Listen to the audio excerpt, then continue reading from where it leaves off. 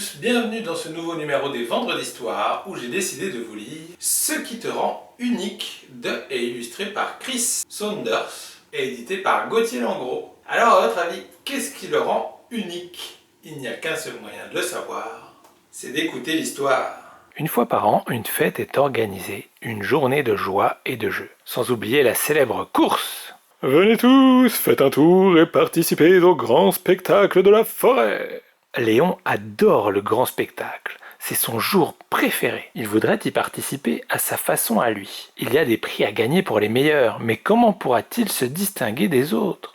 Cette année, il se tourne vers ceux qu'il admire le plus. Ils vont l'aider à découvrir le talent qui le rend unique. « Je suis forcément bon à quelque chose », se répète Léon au fond de lui. « Il me faut une idée. »« Bonjour Jaguar, puis-je te poser une question? D'après toi, qu'est-ce qui te rend unique? »« Je suis le plus rapide de la forêt, je me glisse entre les arbres, je gagnerai la course cette année sans aucune difficulté. » L'ennui, c'est que Léon n'est pas très rapide. À chaque course, il arrive toujours dernier. Léon essaie de courir, mais il est trop lent. Alors il décide de se chercher un autre talent. « Bonjour Grenouille, puis-je te poser une question?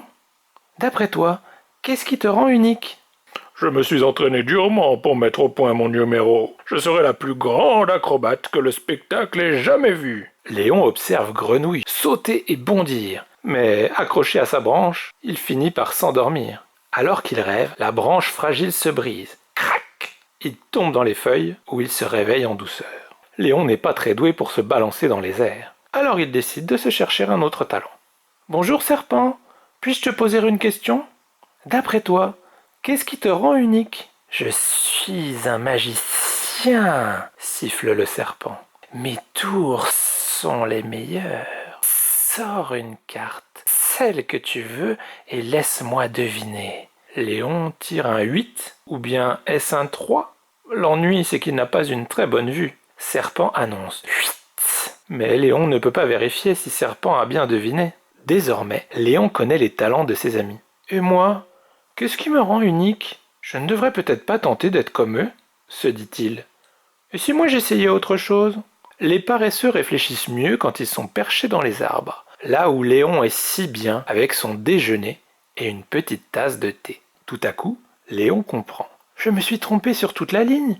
Ce qui me différencie des autres, c'est justement ce qui me rend unique. »« C'est ça !» s'exclame-t-il. « J'ai une idée, mais le spectacle a lieu demain. Je dois me presser. » Léon rentre chez lui en réfléchissant à son plan. C'est alors que la pâtisserie commence. Peu importe si Léon n'est pas très rapide, parce que la pâtisserie, ce n'est pas une course de vitesse. Léon prend son temps pour doser correctement les ingrédients afin que ses gâteaux soient parfaits, moelleux et légers.